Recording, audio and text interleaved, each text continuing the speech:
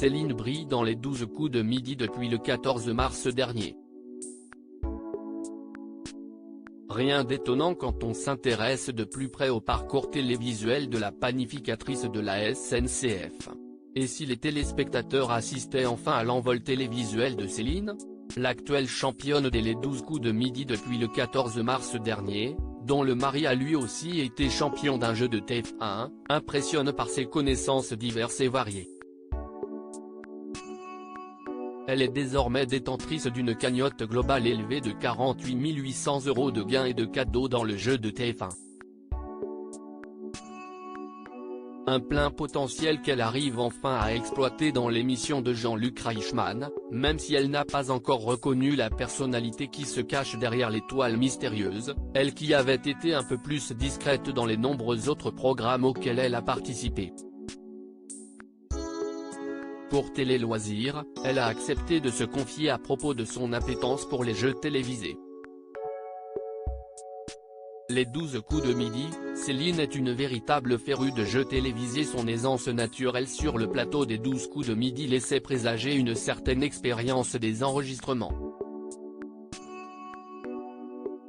Même si elle utilise sa pratique du théâtre pour l'expliquer, son passif dans de nombreuses autres émissions peuvent aussi expliciter son assurance.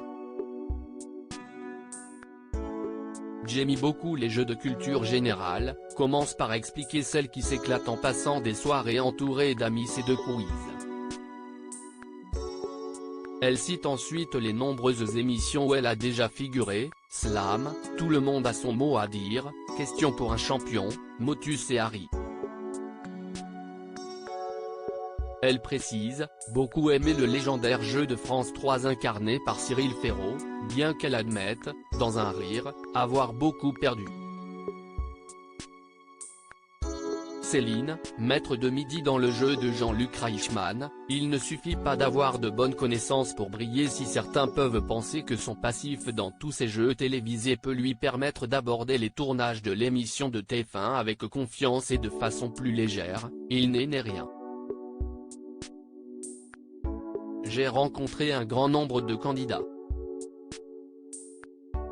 Beaucoup avaient le potentiel pour aller très loin, sauf que, parfois, ils ont manqué de chance ou sont tombés sur des questions qui ne leur convenaient pas, explique-t-elle avant de conclure, tout peut très vite s'arrêter, je ne le sais que trop bien. Pour briller dans un jeu, il ne suffit pas uniquement d'avoir de bonnes connaissances. À lire aussi Céline, les 12 coups de midi, son mari a remporté 260 000 € dans un jeu télé.